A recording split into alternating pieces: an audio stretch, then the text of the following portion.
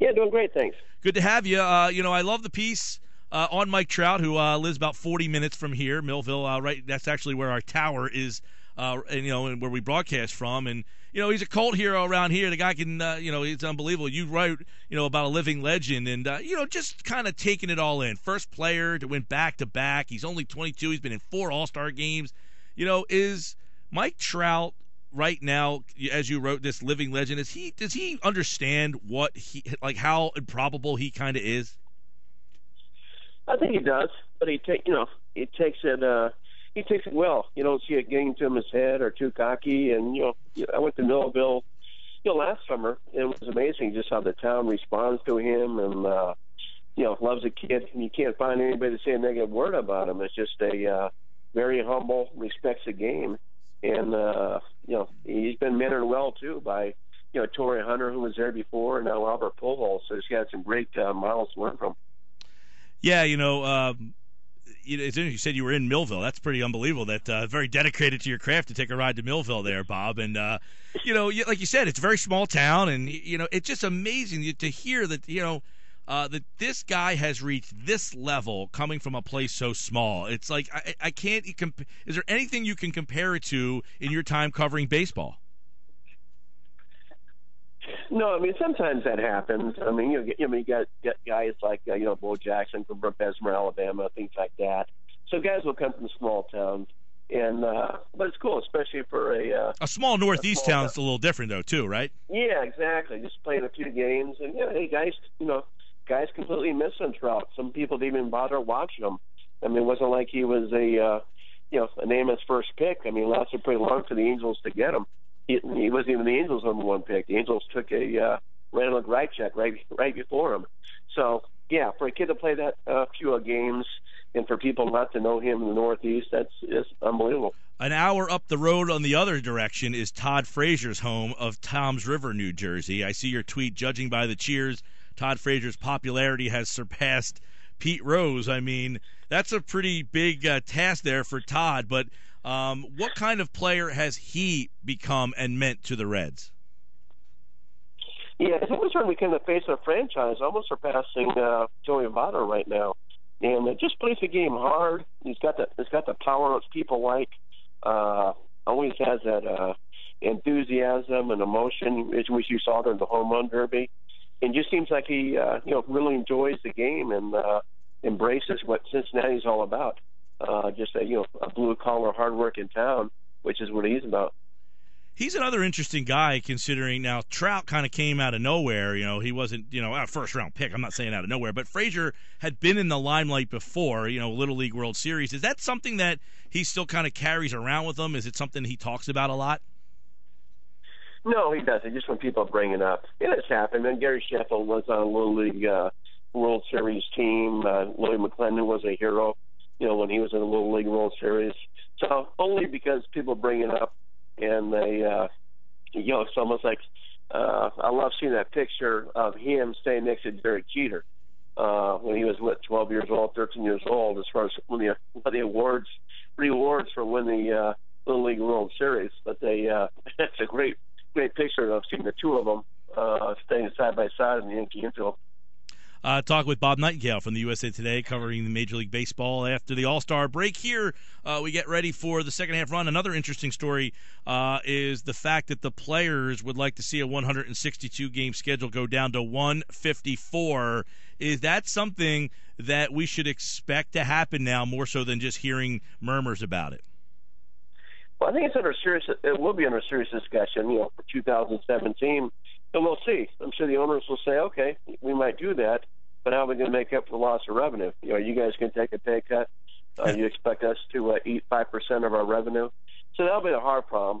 If that happens, maybe they change the playoff format. Maybe the first those wild card games are best of 3, or you add another little round in there where you can add 2 more teams. So I just think guys are so beat up now. All these, used to be a getaway day is always a day game. Now they're a night game.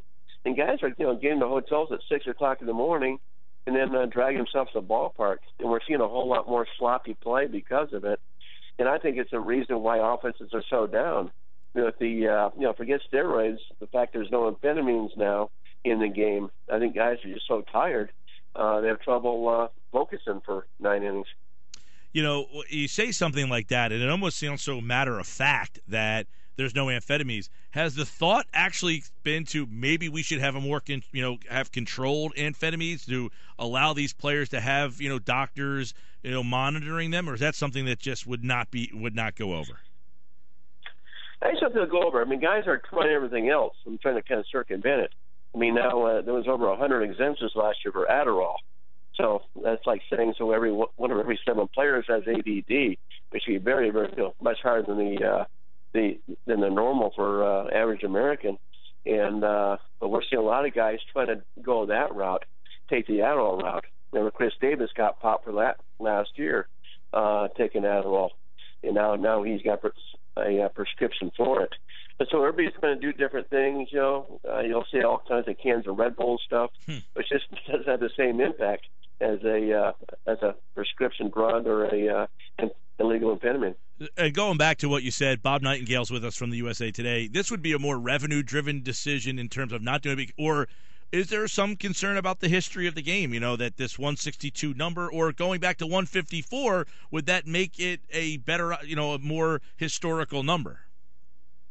Well, it was up, it was at 154 for up to 1961. Right. So at least there's a basis for it, and you probably hurt the chances of maybe ever breaking Barry Bonds' record or even Ichiro's record for hits.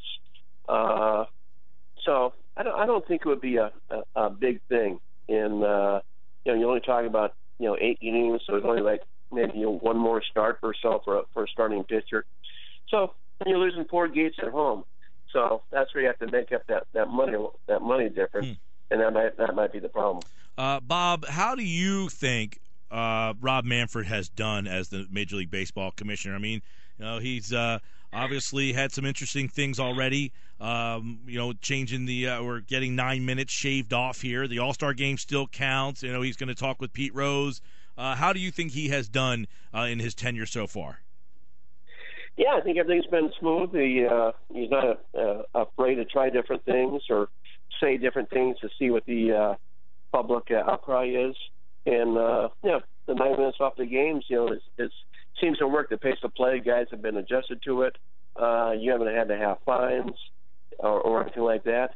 So it's just it's been good so far. I think smooth sailing. That'll probably end next year when the collective bargaining agreement is being negotiated, and a lot of barbs get fired back and forth each way. But so far, so good. Do you like the All-Star game meaning something? I know a lot of people go back and forth on this year by year. I know Ned Yost, it sounded like the managers were kind of for it. I don't know if they're just saying that, but it seemed like the managers saying, well, yes, we manage the game, because it counts. I don't know if the players like it so much. What is your take on the All-Star game, and do you think that will change? I don't think it will change, at least right now. The one thing since they've done that, it's become a much better All-Star game.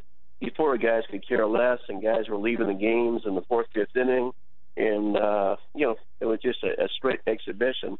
So at least now, especially with the managers, it's not trying to get everybody in. I mean, we saw A.J. Burnett didn't get in. This would have been his first and only All-Star game after a great career, and so plenty of guys didn't get in. They're managing it completely different. And before it was just every other year, so it wasn't like a great system. I mean, the best obviously would be who's got the best record in baseball. But MLB people will tell you we can't wait that long before we schedule the hotels and everything else. We got to know well before then. And then at one point, okay, how about whoever has the best record in interleague play?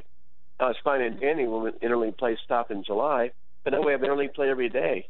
So there's really no great answer. I agree. I like the format, and I don't think best record is, it's an unbalanced schedule. Not everybody's playing the same teams. You don't know. There's a lot of variables there. I kind of like the fact. You're right. It's given it a much better feel, but the ratings aren't there for it. Lowest watched, again, it's I guess since 2012. Bob Nightengale, USA Today Major League Baseball columnist. Bob, I want to pick your brain on a couple quick Phillies topics here.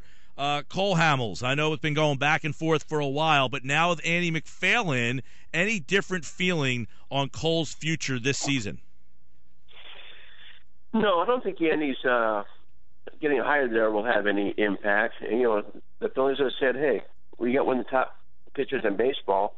If you want him, you got to pay a price. We're not going to just give this guy away. We're making plenty of money. We don't have to save money. We just want prospects. So I think the same thing's going to happen again here in 2 weeks. The Phillies are going to say, you want them, pay the price. If no one's desperate to get him right now, the Phillies will hold on to him and then move him in the offseason. I mean, I still think he gets moved now. I don't think the Phillies want to wait to the offseason just because now you're talking about 6 or 7 free agents in the market, which is going to diminish Cole's value.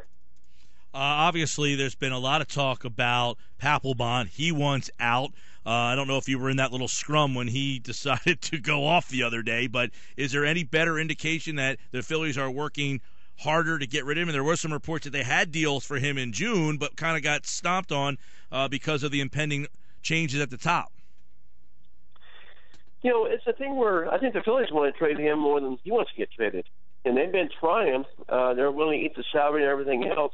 I think just teams get skittish about his behavior, Sometimes he'll show up at the clubhouse late. He'll throw Ryan Sandberg crazy at times. So that's been the big thing. It's not so much his talent, and people are scared, paying $13 million for him next year. But, the Phillies are going to have to eat some of that. So I would think he would get moved. I would think, unlike Hamels, I would think Phillies might become desperate to move him and say, you know what, let's just get him out of here because we don't want a huge distraction here the last 2 months of the season. Yeah, that'll be interesting to see if he's here past July 31st. Bob Nightengale's with us. The Major League Baseball trade deadline is the 31st. Do you anticipate the Phillies being very active with some of the other guys as well, not just their 2 big names, Hamels and Papelbon? Well, it's not like you see Ben Revere. I can see Revere getting traded somewhere. And then, people love his defense. He can give me a little spark at times. So I would think everybody's open. I would think Revere. I'm not sure about Chooch. I just think his value has dropped so much. He could get moved, but you're not going to get a whole lot in return. All right, Bob Nightengale with the Major League Baseball season set to start. Phillies will go tomorrow night. I know we talked to Aaron Nola yesterday, and he's pitching tonight. He had said, they haven't told me anything. Is there any indication on when the Phillies might be ready to bring him up? No, you might as well be patient with him. I mean, the thing is now, with a guy that young, it's you're not going to win anyway. You could bring him up September. And I think one of the things they want to do is be a little careful with the service time. You don't want him to become a free agent, a year early, and just when you start to win again, he's gone as a free agent. So I think that's certainly going to be a factor. But just losing atmosphere and everything else, I don't think there's any sense why bring him up. It's not like if he starts winning games, the Phillies are going to win a playoff spot.